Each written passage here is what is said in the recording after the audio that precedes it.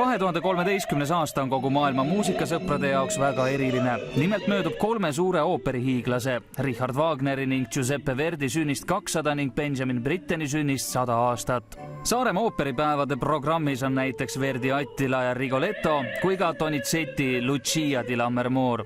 Loomulikult ei puudu ka juubelihõnguline ooperigala. Festivali kavast leiab esmakordselt Gruusia rahvuspalleti õhtu.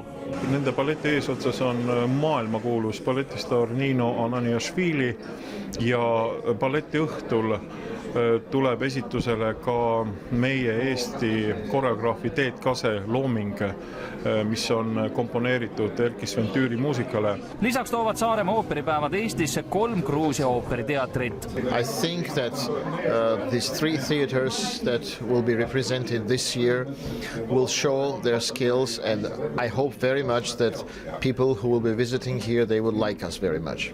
21. kuni 28. juulini toimuvad Saaremaa ooperipäevad on märgilise tähendusega. Nimelt tahetakse Saaremaast teha maailma ooperisaart. See oli Dmitri Bertmani mõte, kui ta oma teatriga siin viibis eelmisel aastal ja kui nad üheskoos teatriga said aru, kuivõrd fantastiline koht on Saaremaa ja Kuressaare. Dmitri Bertman ütles, et ta ei näe ühtegi põhjust, miks Saaremaa ei võiks olla Euroopas ja miks mitte ka maailmas tuntud kui ooperisaar.